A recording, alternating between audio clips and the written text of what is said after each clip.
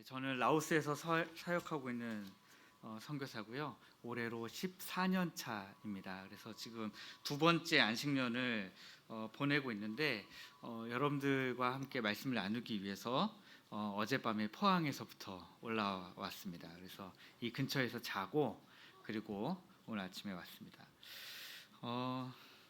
제가 사역하고 있는 라오스는 아까 장로님이 오셔서 제가 설명을 드렸었는데 신앙의 자유는 있는데 전도의 자유는 없는 그런 곳입니다. 그래서 저희 교단 선교부에서는 이런 복음을 자유롭게 전할 수 없는 지역을 창의적 접근 지역이다 이렇게 이름을 붙였습니다. 그래서 보안 지역인데요. 말하자면 그래서 창의적으로 복음을 전할 수 있는 방법을 찾아야 되는 그런 지역입니다.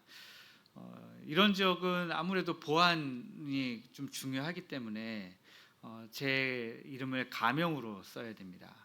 현지에서 가명을 쓰는 게 아니라 현지에서는 본명을 쓰고, 왜냐면 여권에 본명이 나와 있으니까 본명을 그대로 쓰고, 한국에 나오면 보통 가명을 쓰거든요. 근데 요즘에 저는 경찰서에도 몇 번 불려가서 좀 고통도 좀 당해보고 막 하고, 이제 블랙리스트 다 올라가 있고 제가 뭐 하는 사람인지 다 알고 있기 때문에 이제는 그냥 자유롭게 저는 제 이름을 씁니다. 근데 제 가명은 뭐냐면 좀 멋있게 지으려고 노력을 많이 했는데 주손길이라고 이름을 지었습니다. 너무 멋있잖아요. 너무 좋잖아요. 그래서 제 아내에게 제가 추천한 제 아내의 가명은 주발길로, 남편이 주손길이니까 아내가 주발길 하면 좋겠다 했는데 제 아내는 그것을 거부하고 주샘물이라는 이름으로 쓰고 있습니다. 그래서 혹시 어딘가에서 주손길 주샘물을 보시면 라오스 그 선교사구나 라고 아시면 되겠습니다. 제가 사역하고 있는 지역은 우리나라의 매스컴을 한번 탄 적이 있는데, 저는 라오스의 수도에서 남쪽으로 1000km 정도 떨어진 지역에서 사역을 하고 있거든요. 그래서 라오스의 좀 제일 남쪽에 있는 지역이고요. 저희 근방에는 다른 한국 선교사님들이 아직까지는 오시질 않고 있습니다.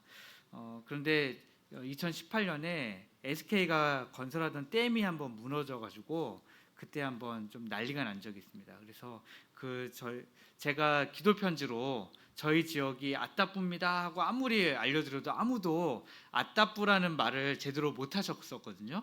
근데 그때 이제 매스컴을 타고 하면서 이제 한번 저의 이 보잘것없는 노력을 하나님이 우습게 여기시고 매스컴에서 아따뿌라는 이름을 굉장히 크게 알려주셨던 적이 있습니다.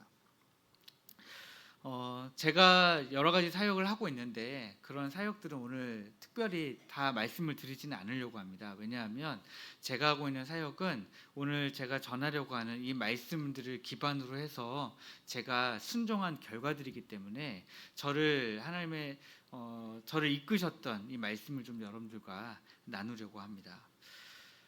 오늘 이 말씀은 북이스라엘이 특별히 자기를 배반한 모압을 치기 위해서 남유다 왕 여호사밧과 함께 길을 떠났다가 물이 없어서 에돔 광야길에서 고생할 때에 어떻게 하나님의 말씀을 찾았고, 어떻게 하나님의 말씀을 순종했고, 어떻게 그 가운데 하나님의 은혜를 경험했는가를 살펴보는 이야기입니다. 근데 저는 이 이야기들을 통해서 오늘날을 살아가는 우리 하나님의 백성들이 어떻게 우리가 신앙을 지키면서 살아가야 되고 어떻게 하나님의 은혜를 사모하면서 살아가야 되는가를 함께 나누려고 합니다. 제가 원래는 설교를 할 때에 원고를 다 쓰지 않고 이제 요약을 해서 쓰고 그것을 나누는 그래서 얼굴을 보고 설교를 하는데, 제가 이번에 어쩌려고 원고를 다 썼어요. 그래서 그걸 읽으려고 하니까 여러분들이 얼굴도 안 보이고, 1부 때 제가 혀가 많이 꼬였거든요. 그래서 제가 2부 예배를 드리기 전에 혼자 계속해서 속으로 되뇌이면서 이번에는 원고를 안 보고 설교해야 되겠다. 그래서 이제 아마 1부랑 좀 달라질 수도 있는데요. 여하튼 최대한 제가 이 내용이 제 머릿속에 있으니까 여러분들의 얼굴을 보면서 말씀을 좀 최대한 나눠보려고 노력해 보도록 하겠습니다. 이 당시에 여호람 왕은 북이스라엘의 왕인데요. 여호람의 형이 아하시아 왕이에요. 그리고 그 아버지는 아합 왕입니다. 그리고 아합 왕이 죽고 형 아하시아가 왕이 되었는데 또 금방 죽고 그 다음에 둘째 아들인 여호람이 왕이 되었습니다. 아합 왕도 여러분들이 알고 계시다시피 굉장히 악한 왕이었는데 아하시아도 악한 왕이었고요. 여호람도 악한 왕이었습니다. 이로 보건대 우리 역사를 보면 북이스라엘은 한 명도 선한 왕이 없었어요. 전부 다 악한 왕이었는데 첫 번째로는 여로보암이 지었던 죄에서 한 명도 떠나지 않았습니다. 여로보암이 지었던 죄는 뭡니까? 우상 숭배하고 또 하나님께 예배할 성전을 자기 마음대로 바꿔버리고 또 하나님 앞에 예배드리는 절기를 또 자기 마음대로 다 바꿔버렸습니다. 여로보암에게는 그만한 이유가 있었습니다. 왜냐하면 그렇게 하지 않았으면 자기가 다스리는 북이스라엘 지역에 사는 백성들이 절기 때마다 남유다의 이스라엘로 예루살렘 성전으로 몰려갔을 테니까 자기가 통치를 하려면 그렇게 할 수밖에 없었던 이유가 있습니다. 어쨌든 그것이 하나님 앞에 죄가 되었는데 북이스라엘의 모든 왕들이 이 죄에서 한 번도 떠난 적이 없고요. 이 죄에 더해서 또 자기가 하나님 앞에 악을 행하는 그런 범죄를 했습니다. 여호람 왕도 이것에서 떠나지 않았던 왕이었습니다. 그런데 아합 왕은 여호람보다 더 악한 왕이었지만 아이러니하게도 아합 왕 때에는 그나마 이스라엘이 좀 강대한 나라였습니다. 그리고 나서 아하시아를 거쳐서 여호람이 왕이 되는 이 과정 가운데서 국력이 좀 약해졌어요. 그래서 이 국력이 약해진 틈을 타서 아합 왕 때에는 조공을 바쳤는데 여호람 왕이 즉위하니까 모압이라는 나라가 조공을 바치지 않기로 결정합니다. 그리고 성경은 이것을 배반했다라고 그렇게 표현하고 있어요. 5절 말씀에 보면 아합이 죽은 후에 모압 왕이 이스라엘 왕을 배반한지라 이렇게 되어 있습니다. 그러니까 바치던 조공을 안 바쳤는데요. 이 당시에는 조공을 바치던 나라가 조공을 안 바치면 어떻게 해야 될까요? 응징을 가야 됩니다. 제가 1부 때는 응징이라는 말이 생각이 안 나서 말을 못 드렸는데 여러분들이 지금 저에게 가르쳐 주셨습니다. 네, 응징을 해야 돼요. 응징을 할 거냐 말 거냐는요 선택의 문제가 아니라 무조건 가야 되는 거예요. 우리나라가 예전에 중국에 조공을 바쳤잖아요. 우리나라가 새로운 왕이 즉위를 하면 제가 새로운 왕이 됐습니다 하고 가서 허락도 받고요, 조공도 바치고요, 다 했습니다. 그거 안 하면 어떻게 됩니까? 중국이 우리나라를 응징하러 왔습니다. 근데 왜 응징을 꼭 했어야 됐느냐? 응징을 안 하면 주변의 다른 나라들도 조공을 바쳤을 거 아닙니까? 그런데 그 나라들이 모압이 조공을 안 바쳤는데 북이스라엘이 응징을 안 하네? 그럼 우리도 안 바쳐도 되겠다 하기 때문입니다. 그러면 그 응징을 꼭 해야만, 그래서 응징에 성공해야만 다른 나라도 북이스라엘의 조공을 바치던 것을 계속 유지할 수가 있는 것입니다. 다시 말해서 응징을 하지 않으면 북이스라엘이 다른 나라에 먹힐 수가 있어요. 그러니까 꼭 응징을 했었어야 되는 당위성이 있었습니다. 그런데 모압이 이스라엘을 배반한 다음에 여호람 왕은 뭘 했을까요? 응징을 하기 위해서 뭘 먼저 했을까요? 6절 말씀에 보면 이렇게 나와 있습니다. 그때에 모압이 배신한 그때에 여호람 왕이 사마리아에서 나가 온 이스라엘을 둘러보았다 그렇게 되어 있습니다. 온 이스라엘을 둘러보았다. 이 말씀은요, 여호람 왕이 모압이 배반한 것을 보고 이제 응징을 해야 되는데 응징할 힘이 있는지 없는지 먼저 자기 땅을 다 둘러보면서 살펴본 거예요.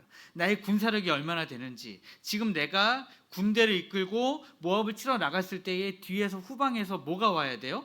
보급품이 와야 되잖아요. 지금 보급품을 보내줄 수 있는 상황인지, 보급품은 충분한지, 내 군사력은 충분한지, 군인은 얼마나 되는지, 병거는 얼마나 되는지, 마병은 얼마나 되는지 가서 살펴본 겁니다. 살펴본 결과 충분했을까요? 충분하지 않았습니다.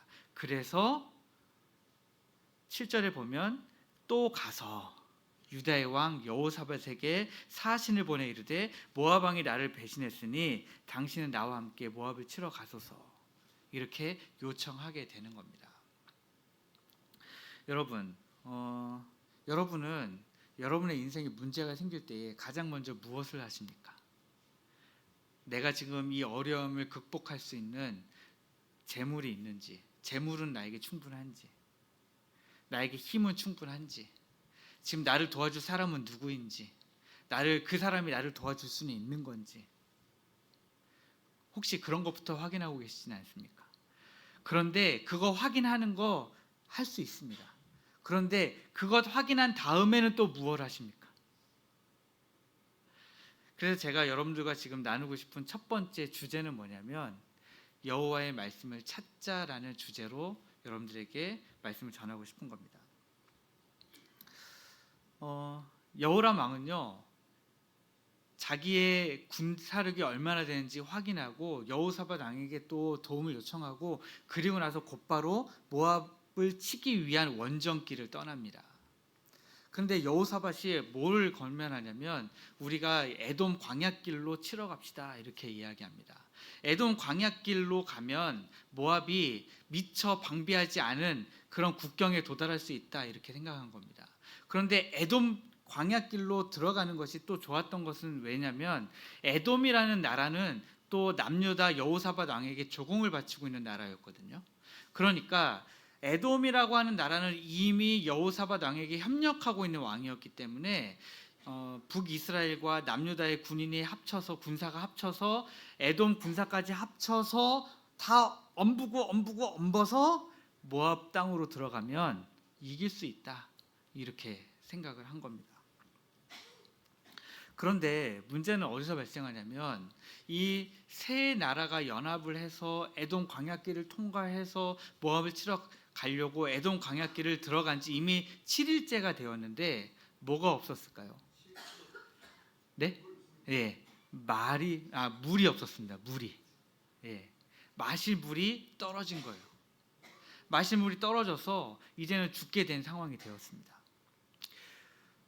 이 상황에 직면하니까 여호람 왕은요, 제일 먼저 뭐라고 불평하기 시작하냐면 하나님이 우리를 다 불러 모아서 여기서 우리를 죽이시는구나 하고 하나님 앞에서 막 불평합니다. 근데 여호사밧 왕은 무엇을 했습니까? 여기 여호와께 물을 만한 선지자가 없느냐라고 하면서 하나님의 말씀을 찾았습니다. 여러분, 여호람 왕은 하나님 앞에 불평했고요, 여호사밧 왕은 하나님께 물을 만한 선지자가 있는지 찾았습니다. 그런데 우리 그리스도인들도 하나님 앞에서 인생에 물이 없을 때 두 가지 반응을 보입니다. 어떤 그리스도인들은 물이 없는 것으로 인해서 하나님 앞에 불평하고 원망하고 낙심하고 낭망하고 좌절하고 그렇게 하나님 앞에 다 자기의 것을 쏟아내 놓기만 합니다. 하나님 도대체 왜 이러십니까 나한테? 하면서 하나님 앞에 두 주먹을 들고 막 휘두르는 그런 사람들이 있고요. 어떤 사람들은 인생에 물이 없음을 깨닫고 우리 하나님이 바로 그 물의 근원인 것을 알고 하나님의 말씀을 찾아 나오는 그런 성도들이 있습니다. 여러분들은 어떤 반응을 보이는 성도들입니까? 우리는 하나님의 말씀을 찾는 그리스도인이 되어야 합니다. 하나님의 백성이라면 마땅히 왕 대신 주님의 말씀에 귀 기울여야 합니다. 제가 일부에서는 설명하지 않았는데 우리가 하나님 나라의 백성이라고 했습니다. 하나님 나라의 국민이 아니고요, 하나님 나라의 백성이에요. 근데 그러면 하나님 나라라고 하는 것은 어떤 개념을 가지고 있습니까? 여러분, 우리나라는 국가잖아요. 그 국가의 국민이시잖아요. 국가에 세 가지 요소가 있습니다. 무엇일 것 같습니까? 국가라고 일단 불리우려면 영토가 있어야 돼요.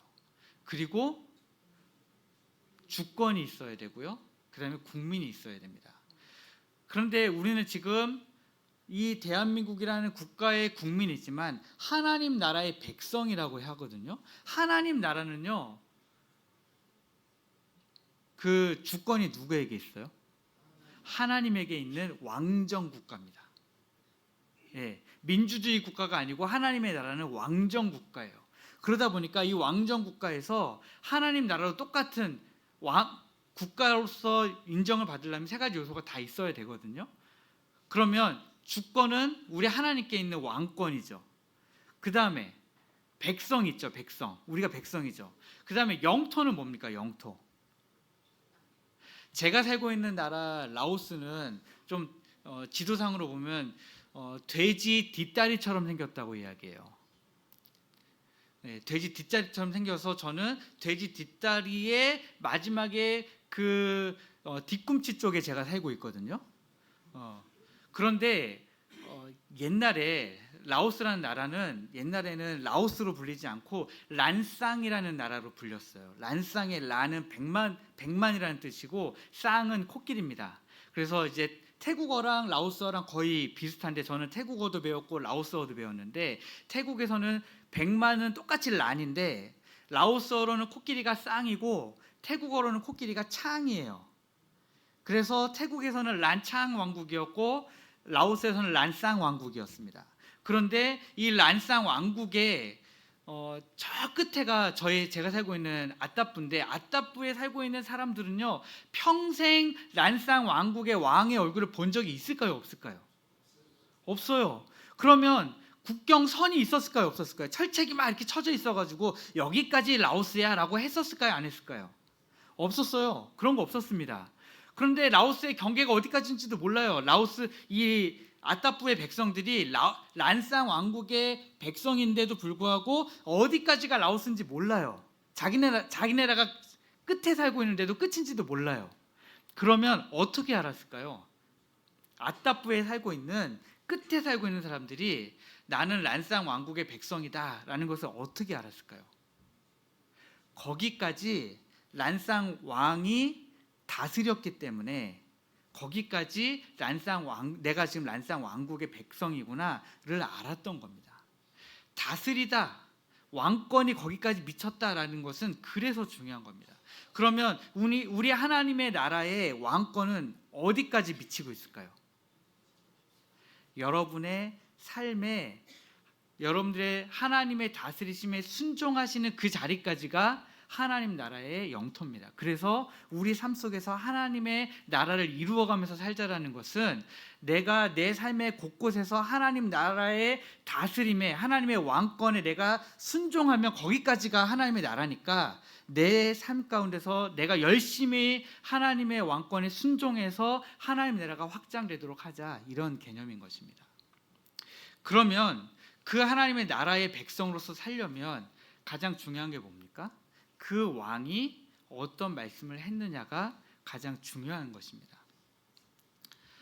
그런데 지금 여호람 왕은 하나님을 알지만 하나님의 말씀을 찾지 않았다라는 것으로 보아 그는 하나님의 백성입니까? 아닙니까? 아닌 거죠. 아닌 겁니다. 여호사밧 왕은 하나님을 똑같이 알고 있는데 하나님께 묻기 위해서 선지자를 찾았습니다. 하나님의 말씀을 찾은 것입니다. 그러면 그는 하나님의 백성입니까? 아닙니까? 하나님의 백성인 것입니다. 그러면 여기 다 같이 앉아서 예배를 드리시고 계시지만 인생에 물이 없을 때 여러분들이 하나님의 말씀을 찾느냐 하나님의 말씀을 찾지 않느냐를 보기만 하면 저분이 하나님의 백성이구나 아니구나라는 것을 금방 알 수 있는 것입니다. 여러분들은 여러분의 인생에 물이 없을 때 하나님을 찾고 계십니까? 인생에 물이 없는 것은 건강을 잃었거나 자녀에게 문제가 생겼거나 가정에 어려움이 생겼거나 혹은 경제적으로 여유가 없거나 여러 가지 문제가 있는데 그런 급박한 순간에 여러분들은 제일 먼저 무엇을 하고 계십니까? 하나님의 말씀을 찾고 계십니까? 아니면 여호람처럼 불평하고 하나님께 원망하고 나가서 내가 이길 힘이 있는지 없는지 살펴보고 없으면 나를 도와줄 사람이 누군지 살펴보고 하나님의 말씀은 절대 찾지 않는 그런 모습이십니까? 저는 여러분들이 하나님의 말씀을 찾아 들으시는 성도님들 되시기를 주님의 이름으로 축복합니다. 두 번째는 이것입니다. 말씀에 순종해야 한다는 것입니다. 여호람 왕, 여호사밧 왕, 그리고 에돔 왕까지 이 세 왕이요 물이 없을 때에 여호사밧 왕이 선지자를 찾았잖아요. 그래서 알게 된 선지자가 누구냐면 엘리사 선지자입니다. 엘리사 선지자를 세 왕이 불러오면 돼요. 그런데 불러오지 않고 어떻게 합니까? 새 왕이 찾아가요. 왕이 3명이나 있는데 불러오지 않고 찾아갑니다. 그만큼 급했다는 이야기예요. 지금 이스라엘 백성들이 광야 7일 길을 들어가서 물도 못 먹고 사기가 완전히 땅바닥에 떨어져서 이제 전쟁이고 뭐고 그냥 죽게 생긴 거예요. 그러니까 새 왕이 너무너무 급하니까 엘리사를 찾아갑니다. 갔는데 엘리사가 보고 이스라엘 왕 여호람 왕에게 그렇게 이야기해요. 내가 도대체 당신하고 무슨 상관이 있길래 나를 찾아오셨습니까? 나는 당신만 보면 나는 당신에게 하나님의 말씀을 전해주고 싶지가 않아요. 이렇게 문전박대하는 수모를 당하면서까지 하나님의 말씀을 듣습니다. 그리고 나서 전해진 하나님의 말씀이 뭐냐면 17절 말씀입니다. 16절 말씀입니다. 그가 이르되 엘리사가 이르되 여호와의 말씀이 이 골짜기의 개천을 많이 팔아 하셨나이다. 골짜기에 개천을 많이 파래요. 지금 이스라엘 백성이 머물고 있는 땅이 어떤 땅이라고요? 에돔 광야길입니다. 진작에 땅을 깊이 파가지고 물을 얻을 수 있는 것 같으면 진작에 팠습니다. 군대잖아요. 못하는 게 없는 게 군대예요. 저도 군대에서 삽질을 정말 많이 했지만 야삽도 많이 깨먹어봤고요. 많이 해봤지만 파라고 하면 군인들이 다 팝니다. 그래서 깊이 파가지고 물이 나올 것 같으면 진작에 팠어요. 아니 이미 여러 군데 땅을 팠는데 물이 안 나왔을 겁니다. 그런데 하나님 말씀하시기를 뭐라고 말씀하시냐면 그 군인들이 지금 몰려 있는 그 에돔 광야 깊은 골짜기에 그 메마른 골짜기에 개천을 파래요. 이 개천이라는 것은 깊게 파라는 얘기가 아니에요. 물이 흐를 수 있는 도랑을 파라는 이야기예요. 도랑을 많이 파래요. 그러면 여러분, 깊이 파도 안 나오는 물이 그냥 도랑을 판다고 해서 물이 나올까요? 그 도랑을 팠을 때 물이 어디서부터 그러면 흘러올 거라는 기대가 있으면 파죠. 근데 그것도 아니잖아요. 지금 물의 근원이 없잖아요, 지금. 그러면 아니면 개천을 파고 있는데 비가 올 것 같으면 열심히 파죠. 근데 여기 보시면 17절에 뭐라고 나옵니까? 하나님 미리 차단하세요. 여호와께서 이르시기를 너희가 바람도 보지 못하고 비도 보지 못하되 라고 이야기하십니다. 개천을 파는 동안에 이 개천이 물로 가득 찰 거라고 하는 어떤 징조도 하나님이 없을 거라고 말씀하십니다. 아무런 눈에 보이는 내가 이 개천을 파면서 물이 가득할 거라고 하는 내 눈과 내 감정과 내 귀와 내 모든 것을 가득 채울 수 있는 어떠한 현상도 지금 일어나지 않을 거라고 하나님이 말씀하시는 거예요. 그런데 하나님이 약속을 하세요. 내가 그 개천에 너희들이 마실 물을 내가 가득 채우겠다라고 하나님이 약속을 하십니다. 여러분, 하나님이 만약에 이 정도 약속을 해주신다면 여러분들은 그 메마른 골짜기에 개천을 파시겠습니까? 지금은 아멘 하시지만 아마 안 파실 거예요. 왜? 비가 올 것 같은 징조도 없고 물이 찰 것 같은 징조도 없는데 왜 그걸 팝니까? 지금 당장도 목말라 죽을 것 같은데. 지금 이 삼국연합군의 왕이 엘리사를 찾아가서 들은 하나님의 말씀이 뭐냐면 이 골짜기에 개천을 많이 팔아 하셨나이다. 그 말을 듣고 이제 다시 본진으로 돌아왔어요. 자기 군사들에게 돌아와서 야, 이제 하나님의 말씀을 전하겠다. 나가서 개천을 팔아. 그러면 하나님이 채워주실 것이다. 그런데 지금 우물도 여러 개 파봤는데 물도 없고요.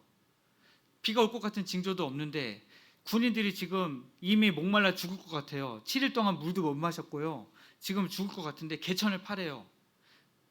그러면 여러분들이 그 군사들 입장이라면 파시겠냐는 거예요. 그런데 하나님은요, 명령만 주시는 분이 아니라 약속을 같이 주시는 분이에요. 그리고 약속을 주시기만 하시는 것이 아니라 그 약속을 반드시 성취하시는 분이 바로 우리 하나님이십니다. 제가 1부 때는 말씀 안 드렸는데 1부랑 뭔가 차별하는 것 같습니다. 네. 그러나 1부 때 얘기했는데 지금 2부 때 얘기 안 하는 것도 있습니다. 네. 그러니까 공평한 거죠.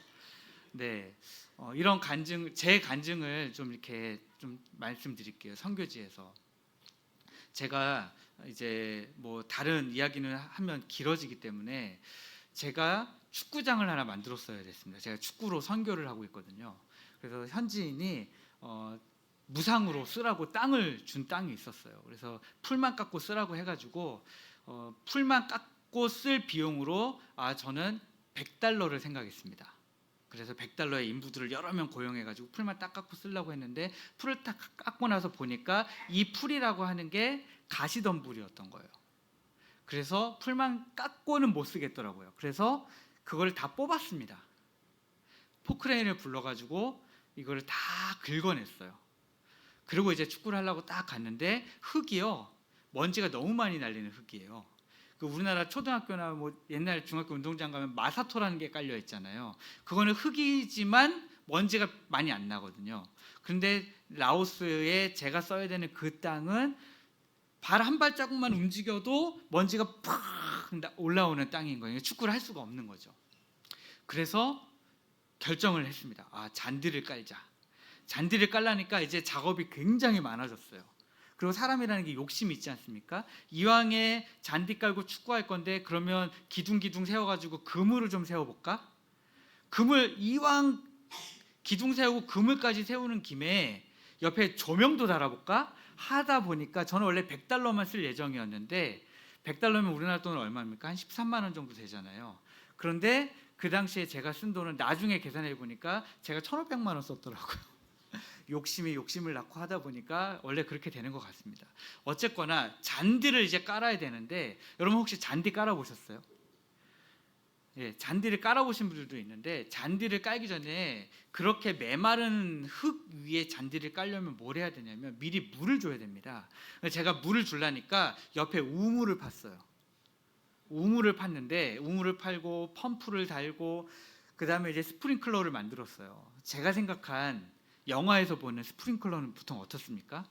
물을 딱 틀면 물이 갑자기 쫙 나면 피할 새도 없이 물을 맞고 막 거기서 막 와 이제 막 그 물을 맞으면서 춤추고 막 이런 거잖아요. 제가 만든 스프링클러는 어땠냐면 물을 딱 틀었는데 물을 피할 새가 있었습니다. 물이 너무 약하게 돌아서 수돗물을 튼 게 의미가 별로 없었어요. 그때에 저랑 같이, 지금 이제 저랑 같이 예배를 드리고 막 하는 청년이 있는데 사이너이라고 하는 청년이 있는데, 이 사이너이에게 제가 복음을 전하고 싶은데 깊은 관계가 되기 전까지는 복음을 전할 수가 없었어요. 그래서 이 청년하고 저하고 둘이서 이제 막 그물도 깊고 막 하면서 하고 있었는데 스프링클러도 같이 만들었거든요. 근데 제가 그때 너무 제가 만든 스프링클러를 보면서 너무 좌절했어요. 그러다가 이거는 전도할 기회다라는 생각이 들었습니다. 왜냐하면 그 당시에 하나님 주신 말씀들이 저에게는 이사야서 43장 19절 말씀이었어요. 보라, 내가 새 일을 행하리니 너가 그것을 알지 못하겠느냐. 내가 곧 행하리니 광야의 길을 사막에 강을 낼 것이라, 이 말씀이었습니다. 그런데 하나님 저에게 주신 역할이 뭐였냐면 보라였어요. 보라. 제가 새 일을 행하는 게 아니라 새 일을 행하시는 분은 우리 하나님이시고 제가 해야 되는 역할은 보라, 이거였습니다. 보는 것이었습니다. 그래서 저는 하나님의 일을 보기로 결정을 내렸어요. 그래서 제가 사이너이를 불렀습니다. 내가 믿는 나는 하나님을 믿는 그리스도인이야 하고 제가 커밍아웃을 했습니다. 그 전까지는 하나님의 하자도 꺼내지 않았거든요. 근데 내가 믿는 하나님은 천지를 창조하신 하나님이고 지금도 살아계셔서 이 온 땅을 다스리고 계시는 분이고, 그 하나님은 비를 주시고자 하시면 주시고 안 주시고자 하시면 안 주실 수 있는 분이시다. 그런데 제가 이 말을 하고 있는 때가 언제냐면 라오스의 건기였습니다. 라오스는 건기가 언제부터 시작이냐면 11월 말부터 시작해서 6월 초까지가 건기입니다. 그 중에서 비가 언제 제일 안 오냐면 5월 달에는 비가 아예 오질 않습니다. 아예 하루도 비가 안 오는 달이 5월 달인데 제가 지금 이 사이너에게 이 말을 하고 있는 때는 5월 셋째 주였습니다. 곧 비가 올 거지만 지금은 비가 아예 안 오는 계절이에요. 이거는 라오스 사람들이 다 알아요. 근데 제가 그 5월 셋째 주에 사이너이를 불러서 야, 내가 믿는 하나님은 이런 하나님이야 하고 하나님에서 쭉 소개를 한 다음에, 그런데 내가 너에게 이 말을 하는 이유는 하나님 믿으라는 얘기가 아니라 그 하나님이 2시간 동안만 비를 주시면 우리 이거 스프링클러로 만든 거 이거 안 해도 된다. 우리 하나님이 비를 2시간만 주시면 그냥 이 땅을 적실 수 있어. 그 다음에 바로 잔디 깔자. 제가 이렇게 이야기했습니다. 그랬더니 사이너이가 웃으면서 얘기하더라고요. 저한테 라오스 말로 아짠 이렇게 부르거든요. 아짠, 지금 5월 달이에요. 비 안 와요. 그런데 제가 그랬습니다. 야, 3일 뒤에 하나님이 2시간 동안 비를 내려주실 거야 하고 선포했습니다. 저는 어릴 때부터 우리 교단에서 자라가지고요, 총신대학교 기독교 교육과를 나와가지고 총신대학교 신학대학원을 나와가지고 이렇게 아주 바른 신앙에서, 보수적인 신앙에서 자랐기 때문에 이런 선포를 한 번도 해본 적이 없는데 제가 그때 처음으로 했습니다. 말씀을 붙들고. 그리고 3일 동안 하나님 앞에 기도했습니다.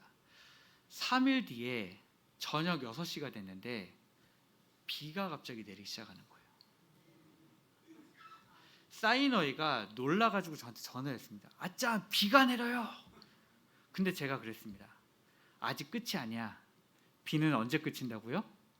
2시간 뒤에. 그럼 제가 세상에서 가장 쉬운 문제 중에 하나를 드리겠습니다. 비가 6시에 내리기 시작한 비가 몇 시에 그쳤을까요?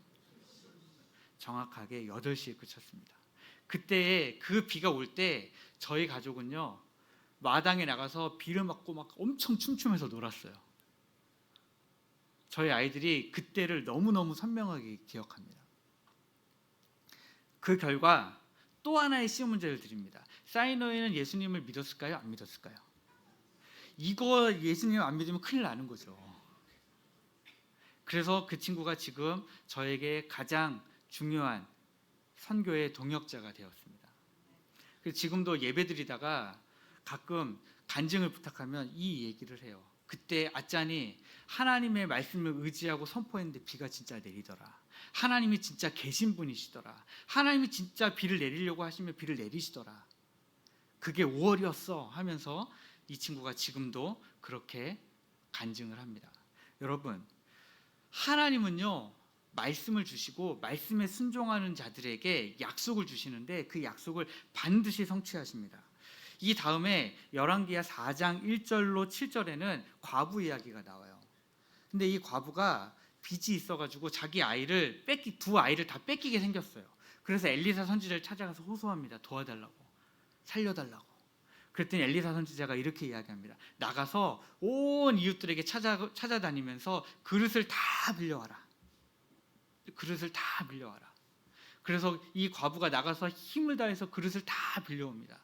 그러면서 이제 문을 닫고 집안에 앉아서 그 그릇에다가 기름을 붓기 시작하는데요, 이 기름이 끊이질 않아요. 말씀에 순종하면 그릇을 왜 빌려오라고 하는지 이해가 안 되잖아요. 그 그릇에다가 빌려와서 도대체 뭘 하려고? 기름이 좀 어디서 많이, 또 기름이 오고 있으니까 기름을 부어, 그릇을 좀 많이 빌려와. 이거였으면 또 열심히 빌려오지만 그것도 아니고 얘기도 안 해주고 그릇을 일단 빌려와. 그럼 내가 살려줄게. 하나님이 살려주신대. 그러니까 그 말씀을 듣고 나가서 그릇을 열심히 빌려온 거예요. 이해는 안 되지만. 그랬더니 그 그릇에 기름이 가득 찬 거예요. 개천에, 메마른 골짜기에 판 개천에 하나님 물로 가득 채워주시는 것과 똑같은 원리입니다. 그런데 반대로요, 이스라엘 백성이 출애굽을 해가지고 가나안 땅 앞에 갔는데 각 지파에서 정탐꾼 한 명씩 뽑아가지고 40일 동안 그 땅을 탐지하게 해요. 그때 이 정탐꾼들이 40일 동안 탐지하고 진짜 맛있어 보이는 포도주를 막대기에다 꿰가지고 두 사람이 어깨에 메고 왔다고 하잖아요. 제가 어제 제 딸이 샤인머스켓을 먹고 싶다고 해서 샤인머스켓을 샀는데, 이렇게 두 사람 장정에 메고 가는 포도는 도대체 얼마만한 포도일까요? 그 포도는 깎아서 먹는 포도일까요? 아니면 이렇게 우리가 그냥 먹는 것처럼 같은 포도일까요? 저 너무너무 궁금합니다. 하나님 나라에 가면 꼭 하나님께 그 포도 한 번만 보여주세요 하고 싶어요. 그래서 그 포도를 너무 맛보고 싶어요, 저는. 그런데 어쨌거나 그 땅을 탐지하고 돌아온 12명의 정탐꾼 중에 여호수아와 갈렙을 제외하고 나머지 10명의 정탐꾼은 그 땅에 대해 악평하면서 불평합니다. 그래서 그 결과 이스라엘 백성들이 순종하지 않아요. 약속의 땅인데 약속의 땅 앞에서 순종을 안 해요. 그래서 그 결과 어떻게 됐습니까? 40일을 40년으로 계산해 가지고 40년 동안 광야 땅을 헤매지 않습니까? 순종하지 않으면 헤매게 돼 있어요. 순종하지 않으면 약속한 땅에 못 들어갑니다. 순종해야만 약속의 땅에 들어갈 수가 있어요. 우리는 하나님께서 주신 약속의 말씀에 순종할 때와 불순종할 때의 결과를 성경을 통해 너무 많이 알고 있어요. 알고 있는데도 순종을 안 하기가 쉽습니다. 그게 인간의 본성이에요. 그런데 우리가 그 인간의 본성을 거슬러서 성령의 열매를 맺어갈 때에 순종할 수가 있는 것입니다. 하나님의 말씀에 순종하시면 그 결과가 절대 민망하지 않습니다. 저는 지금도 말씀을 붙들고 기도하는 제목이 있어요. 그런데 제가 하는 싸움은 뭔지 아십니까? 어떻게 이것을 내가 이루어낼 수 있을 것인가? 제가 지금도 여기 전화하고 저기 전화하고 여기 도와달라고 하고 저기 도와달라고 하면 할 수 있어요. 근데 안 하고 있어요. 제가 하고 있는 싸움은 뭐냐면, 영적인 싸움은 뭐냐면, 끝까지 누가 봐도 이건 하나님이 하셨다 라고 고백할 수밖에 없는 일이 일어날 때까지 끝까지 버티고 기다리는 게 지금 제가 하고 있는 영적인 싸움입니다. 말씀이 이루어질 때까지, 말씀이 이루어지기 전에 제가 냉큼해버리는 게 아니라 제가 해버리고 싶은 마음을 끝까지 참고 하나님이 하시는 그 때까지 기다리는 겁니다. 이거 정말 어려운 겁니다, 여러분. 선교사잖아요. 한국인 선교사예요. 한국인 선교사들이 마음이 얼마나 바쁜지 아십니까? 나가서요, 후원이 오잖아요. 재정 후원도 오고 기도 후원도 되고 막 하면 나가서 뭐라도 해야 돼요. 어떤 분들은요, 우리 학교 사역할까? 라고 얘기했는데 이미 나가서 땅 다지고 계시는 분들도 계세요. 근데 저는 그것을 뭐라고 하는 것이 아니라, 저는 제 신앙의 성향은 학교를 할까 말까의 단계에서부터 하나님이 어떻게 하실지를 묻고, 하나님이 어떤 말씀을 주시는지, 내가 어떻게 하나님이 주신 약속은 뭔지, 내가 그러면 그 약속 가운데서 무엇을 해야 되는지, 일을 해야 되는지 기다려야 되는지, 한 걸음을 나가야 될지 뒤로 물러나 있을지, 그것부터 다 하나님 앞에 물으면서 간다라는 것입니다. 그렇게 갈 때에 물이 없어서 죽을 위기지만, 개천에 메마른 골짜기에 개천을 파라, 이해가 안 되지만 파라 하실 때는 파고, 파지 말고 기다려라 할 때는 기다리고, 그러면 하나님이 먹을 물을 가득가득 채워주신다라는 것입니다. 그래서 하나님이 가득가득 채우십니다. 파는 동안에 바람도 없고 비도 없어요. 근데 하나님이 채우신다는 거예요. 시간이 좀 많이 가고 있는데요, 조금만 더 하도록 하겠습니다. 아모스 8장 11절은 이렇게 기록하고 있습니다. 내가 기근을 땅에 보내리니 양식이 없어 주림이 아니며 물이 없어 가람이 아니고 하나님의 말씀을 듣지 못한 기갈이라, 이렇게 말씀하셨습니다. 오늘날 말씀이 많잖아요. 말씀이 없는 게 아닌데 왜 말씀이 없는 기갈이라고 말씀하십니까? 저는 이 말씀을 오늘날 재해석하면, 말씀은 많은데 말씀에 순종하지 않음으로 하나님의 은혜를 경험해 보지 못한 기갈이라고 해석하고 싶습니다. 하나님의 말씀이 들리는데도 불구하고 그 말씀대로 살려고 하는, 그 말씀에 순종하려고 하는 순종함이 없기 때문에, 순종하지 않는데 어떻게 하나님의 은혜를 경험하겠습니까? 그래서 오는 기갈이라는 것입니다. 하나님의 말씀에 순종함으로 하나님의 일하심을 경험하지 못하는 기도는 정말 재미없는 기도예요. 재미없는 기도 드리지 마시고 하나님이 일하시는 것을 경험하는 즐거움이 있는 기도 드리시는 여러분들 되기를 주님의 이름으로 축복합니다. 세 번째 주제는 뭐냐면, 약속의 성취를 믿자라고 하는 것입니다. 17절 말씀에 보면, 제가 아까 읽어드렸지만, 바람도 보지 못하고 비도 보지 못하되 이 골짜기에 물이 가득하여 너희와 너희 가축과 짐승이 마시리라, 그렇게 주님이 약속의 말씀을 주셨습니다. 그런데 18절 말씀에 이렇게 또 한 걸음 더 나아가십니다. 그런데 이것은 여호와께서 보시기에 작은 일이라, 여호와께서 모압 사람도 당신의 손에 넘기리니, 이렇게 기록하고 있습니다. 이스라엘 삼국 연합군이 착각한 건 뭐냐면, 물만 마시면 전쟁에서 이길 수 있어 라고 생각한 겁니다. 당장에 물이 없어서 죽을 것 같은데 물만 먹으면 내가 전쟁을 이길 수 있다고 생각하는 것은 착각이에요. 여러분들에게 지금 앞에 놓여진 이 문제만 해결되면 내가 하나님을 잘 섬겨야지, 내가 하나님 말씀에 잘 순종해야지. 내가 교회에서 잘 봉사하고 섬겨야지. 내가 이거 해야지 저거 해야지. 요것만 해결되면. 근데 여러분, 지금까지 인생을 살아보시면서 실제 그렇게 되시던가요? 저도 인생의 여러 가지 시기를 지나왔는데 제가 대학교만 들어가면 교회 열심히 섬길 줄 알았어요. 제가 전도사가 되면 열심히 교회를 섬길 줄 열심히 섬겼죠. 열심히. 그러나 교회에서 일만 한 것이지 제가 하나님을 진심으로 만나고 하나님 말씀에 순종하는 삶을 살았느냐? 돌아보니까 그렇지가 않더라고요. 저에게 삶에 재정적인 어려움이 없으면 잘할 수 있을 줄 알았어요. 그렇다고 지금 넉넉해 본 적은 없지만, 그렇다고 부족하지 않다고 해서 제가 하나님 앞에 더 잘 하나님께 섬기는 것은 아니더라고요. 저는 경찰로부터 어려움을 좀 많이 당했습니다. 경찰이 막, 라오스 경찰은 영장도 없이 집에 쳐들어옵니다. 그 영장도 없이 집에 쳐들어와서 막 저희 집을 에워싸고 막 갑자기 구두발로 들어오고, 그러면 또 갑자기 여권 뺏기고, 경찰서 그 여권 찾아야 되니까 경찰서에 2달 동안 출석해가지고 맨날 조서 쓰고. 라오스 경찰은 컴퓨터로도 안 해요. 종이로 쓰거든요. 그러면 거기 앉아가지고 맨날 가서 똑같은 거 합니다. 이름, 좋은 길, 성별, 남자인 거 알면서 또 물어봐요. 나이, 막 이렇게 해가지고 막 물어봅니다. 그런 어려움을 제가 당하면서 하나님의 일하심을 기대했습니다.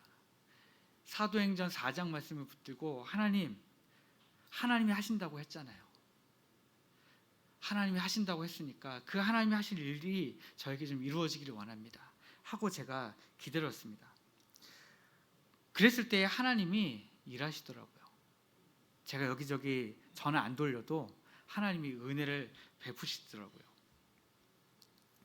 그럴 때에 그 어려움만 넘어가면요, 저는 선교를 더 잘할 수 있을 줄 알았어요. 근데 그 어려움이 넘어간다고 해서 선교를 더 잘하는 건 또 아니더라고요. 그러니까 여러분들에게 지금 인생에 물이 없는 문제가 지금 있을 수 있습니다. 그런데 그 문제를 넘어간다고 해서 여러분들이 더 뭔가를 해낼 수 있는 건 아니라는 거예요. 우리는 절대적으로 하나님의 일하심이 필요한 사람들이에요. 하나님의 은혜가 절대적으로 필요한 사람들이라는 사실입니다. 근데 그 하나님이 우리에게 지금 물이 없음도 알고요, 근본적으로는 우리에게 승리가 필요한 것도 아시는 하나님이세요. 그래서 하나님은 우리에게 마시물도 주시고 승리도 주실 하나님이시라는 사실을 여러분들이 믿으셨으면 좋겠습니다. 그런데 이것이 하나님이 우리에게 주신 약속입니다. 메마른 골짜기에 개천을 많이 팔아. 그러면 내가 채워줄게, 물로. 그뿐만 아니라 내가 승리도 줄게, 이렇게 말씀하신다는 거예요. 그러면 여러분, 우리는 하나님의 약속이 어떻게 성취되는지 이 말씀 안에서 봐야 되잖아요. 어떻게 성취됐을까요? 이스라엘 백성이 목마른 가운데서 개천을 많이 팠습니다. 그리고 나서 아직 하나님 물로 채우시지 않았어요. 그런데 그 다음날 아침에 새벽에 일어나서 하나님 앞에 예배를 드리기 시작합니다. 예배를 드리는데 동편에서부터 물이 흘러오기 시작하는 거예요. 물이 어디서부터 흘러가는지 몰라요. 물에 근원이 없어요. 근데 갑자기 물이 흘러와서 그 개천에 물이 가득 찬 거예요. 그래서 이스라엘 백성들이 물을 다 마셨어요. 그러면 그 시각에 모압은 어땠을까요? 모압은 이스라엘 백성이 지금 에돔 광야길로 오고 있다는 사실도 알고 있었고요, 거기 오다가 물이 없어서 지금 죽을 지경에 이르렀다는 것도 모압 사람들이 다 알고 있었습니다. 그래서 모압 사람들이 이스라엘 백성들을 경계하면서 이렇게 그쪽을 쳐다보고 있었습니다. 근데 지리적으로 보면 지금 모압은 이스라엘 백성의 동편에 있었어요. 근데 해가 동편에서 뜨잖아요. 그러니까 이 모압 족속 입장에서 보면 해가 등 뒤에서 뜨는데 지금 저 이스라엘 백성들을, 서쪽에 있는 이스라엘 백성들을 보고 있는 거예요. 근데 해가 뜨는데 그 해가 비치고 있는 쪽을 보다 보니까 이스라엘 백성들이 지금 마시고 있는 그 물이 핏빛으로 보였던 거예요. 해가 붉게 뜨잖아요. 그러니까 그 붉은 해의 빛 때문에 물이 핏빛으로 보였던 거예요. 그래서 모압 사람들이 봤을 때 이렇게 생각한 거죠. 물이 없어서 자기네들끼리 싸우다가 칼로 찌르고 베고 죽었구나. 그러면 전리품을 챙기러 가자, 이렇게 된 겁니다. 전리품을 챙기러 갈 때 여러분 손에 칼과 창과 방패를 가지고 가면 될까요? 안 될까요? 안 되죠. 전리품을 두 손 가득 챙겨야 되는데요. 칼과 창과 방패를 챙기면 아무것도 못 챙기죠. 그러니까 모압 사람들이 전리품을 챙기러 가자고 하면서 맨손으로 이스라엘 진영의 전리품을 챙기러 터덜터덜 자기네들끼리 야 나는 뭐 가져갈까요? 뭐 가져갈 거야? 하면서 야 너 이번에 한번 땡 잡아보자 막 하면서 이제 막 즐겁게 웃으면서 농담하면서 가고 있었던 거죠. 그 시각에 이스라엘 백성은 하나님이 주신 은혜의 물을 맛있게 먹고, 그 물이 얼마나 맛있는 물일까요? 저는 호기심 천국이거든요. 사실 성격이 호기심 천국이에요. 이 물도 너무 마셔보고 싶은 거예요. 하나님이 요 물 그대로 다시 주실 수 있겠죠. 천국에 가면 요 물도 마셔보고 싶어요. 이 맛있는 물을 마시고 이제 사기가 충전하고 하나님이 주신 물이잖아요. 그러니까 얼마나 힘이 나겠어요. 저도 하나님이 응답을 해주시면 그 순간에 너무너무 힘이 나고 너무너무 즐겁고 너무 행복하더라고요. 이스라엘 백성도 지금 그런 겁니다. 은혜의 물을 마시고 너무 기분 좋고 즐겁고 행복하고 사기가 충전해서 이제 막 한번 해보자 하고 이제 무기를 잡고 딱 일어났는데 모압이 맨손으로 걸어오네요. 또 세상에서 제일 쉬운 질문 드리겠습니다. 누가 이겼을까요? 네, 모압이 이길 가능성이 거의 없는 거죠. 그러니까 이렇게 되는 겁니다. 23절 후반에 보시면, 중반전에 보시면 모압 사람들이 서로 얘기하는 거예요. 이제 노략하러 가자. 전리품 챙기러 가자는 겁니다. 24절 이스라엘 진에 이르니 이스라엘 사람이 일어나 모압 사람을 쳐서 그들 앞에서 도망하게 하고 그 지경에 들어가며 모압 사람을 치고 쭉쭉 지금 이기면서, 전쟁에 이기면서 들어가고 있는 겁니다. 이 놀라운 승리의 약속을 우리 주님이 이루어 주신 것입니다. 사랑하는 성도 여러분, 하나님의 약속은 반드시 하나님께서 이루어 주십니다. 하나님의 약속은 변하지도 않고 폐기되지도 않습니다. 그러므로 여러분, 하나님의 약속을 소망하십시오. 사실 교회는 하나님의 약속을 소망하는 공동체예요. 하나님의 약속을 소망하는데 어떤 사람은 약속을 소망하다가 너무 지쳐서 쓰러질 때가 있잖아요. 너무 지쳐서 낙심할 때가 있잖아요. 그럴 때 여러분들의 공동체는 어떻습니까? 하나님 약속을 반드시 이루시는 분이야. 너무 낙심하지 마 하고 위로하고 권면하고 격려하고 서로 넘어지지 않도록 붙들어주는 공동체가 바로 교회 공동체 아니겠습니까? 저는 동대문 제일교회가 제가 와서 척 보니까 그런 교회더라고요. 1부도 이만큼 예배 드리셨는데 2부도 이만큼 예배 드리시는 거 보니까 보통 1부에 별로 안 나오시잖아요. 동대문 제일교회는 정말 대단한 교회이신 것 같습니다. 인생에 물이 부족할 때가 반드시 있습니다.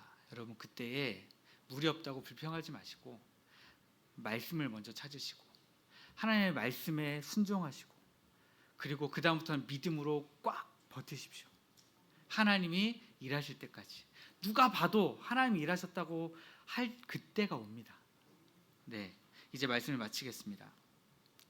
오늘 우리는 에돔 광야길에서 물이 없어 죽을 뻔하다가 하나님의 말씀을 듣고 하나님의 말씀에 순종함으로 하나님 주시는 은혜의 물을 마시고 승리를 경험한 이스라엘 연합군의 이야기를 우리가 오늘 살펴봤습니다. 마찬가지로 우리 인생에 물이 부족해서 고통의 시간을 지나게 될 때가 있습니다. 그때에 하나님의 백성으로서 여러분들 이 세 가지는 꼭 기억하시면 좋겠습니다. 첫 번째는 원망스럽고 고통스럽고 낙담한 그런 감정들을 다 내려놓고 하나님의 말씀을 좀 찾고 사모하시면 좋겠습니다. 두 번째는 내 생각과 계획, 내가 뭔가 해내려고 하는 그런 내 생각과 계획을 좀 내려놓으시고 하나님의 말씀에, 들려진 하나님의 말씀에 순종하기로 결단하시면 좋겠습니다. 세 번째는 하나님은 하나님의 때에 약속을 반드시 성취하십니다. 하나님은 반드시 일하세요. 이스라엘 백성이 광야 땅 40년을 헤맨 기간을 포함해서 애굽에서 470년 동안 고통당했습니다. 그 470년 동안 고통을 당하면서 하나님 앞에 계속해서 부르짖었어요. 하나님, 우리를 좀 살려주세요. 그런데 하나님이 470년을 살려주지 않으시고 그냥 내버려 두셨습니다. 왜 그랬을까요? 가나안 땅에, 약속의 땅 가나안 땅에 살고 있는 가나안 민족들의 죄악이 가득해지기를 기다리셨다고 성경이 기록하고 있습니다. 하나님은 하나님의 때에 맞춰서 하나님이 일하십니다. 그때까지 우리는 하나님의 백성으로서 하나님의 약속을 믿고 기다리는 것이 필요합니다. 만약에 제가 아들도 있고 딸도 있는데 제 아들과 딸이 저에게 뭔가를 사달라고 요청했는데 제가 그걸 사줄 거예요. 사줄 건데 제가 좀 타이밍을 보고 있어요. 그래서 다다음 주에 사주려고 마음을 먹었어요. 근데 제 아들과 딸이 제 약속을 기다리지 못하고 자기네들이 나가서 아르바이트 해가지고 자기네들이 돈 벌어가지고 저한테 사달라고 했던 거, 제가 약속했던 걸 믿지 못하고 자기네들이 사버렸습니다. 그러면 제가 기분이 좋을까요? 안 좋을까요? 당연히 안 좋죠. 저를 아빠로 인정 안 한 건데. 우리 하나님께도 마찬가지입니다. 하나님이 약속을 주셨는데 기다리지 않고 여러분들의 힘으로 해버리면 하나님이 기분이 좋으실 리가 없잖아요. 왕으로 인정을 안 한 건데. 그래서 저는 여러분들이 오늘 이 약속의 말씀을 붙들고 순종함으로 약속을 주시는 하나님을 기다리시고 그 하나님의 은혜를 경험하시기를 주님의 이름으로 축복합니다. 우리 잠깐 찬양하도록 하겠습니다.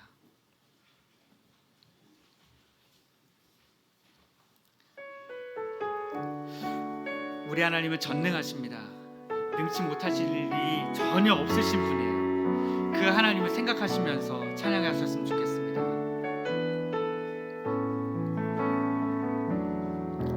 전능하신 나의 주 하나님을 능치 못하실 일 전혀 없네. 우리의 모든 간구도 우리의 모든 생각도 우리의 모든 꿈과 모든 소망도 신실하신 나의 주 하나님은 그 하나님 우리의 모든 괴로움을 바꾸실 수 있습니다. 우리의 모든 괴로움 바꿀 수 있네. 불가능한 일 행하시고 죽은 자를 일으키시니 그를 이길 자 아무도 없네. 주의 말씀 의지하여 말씀 의지하여 깊은 곳에 금을 던져 오늘 그가 놀라운 일을 이루시는 것 보라. 주의 말씀 의지하여 믿음으로 금을 던져 믿는 자에게 능치 못. 다시 한번 고백합니다. 주의 말씀 의지하여 주의 말씀 의지하여 깊은 곳에 금을 던져 오늘 그가 놀라운 일을 이루시는 것 보라. 주의 말씀 의지하여 믿음으로 금을 던져 믿는 자에게 능치 못함 없네. 여러분 우리 함께 기도하기를 원합니다. 여러분 혹시 인생에 물이 없는 시기를 혹시 지나고 계십니까? 그런데도 불구하고 아직까지 하나님의 말씀을 찾을 생각을 하지 못하신 분이 계셨다면 이제 오늘 말씀으로 인하여서 하나님 내가 주의 말씀을 찾기를 원합니다. 주님 나에게 말씀하여 주옵소서. 하나님 앞에 나아가도록 기도하기를 원합니다. 혹은 하나님의 약속의 말씀을 붙들고 오랫동안 기도하고 계시는 분들이 계시다면 하나님 이제 약속의 말씀을 붙들고 기도하오니 하나님 주의 일을 속히 이루어 주옵소서.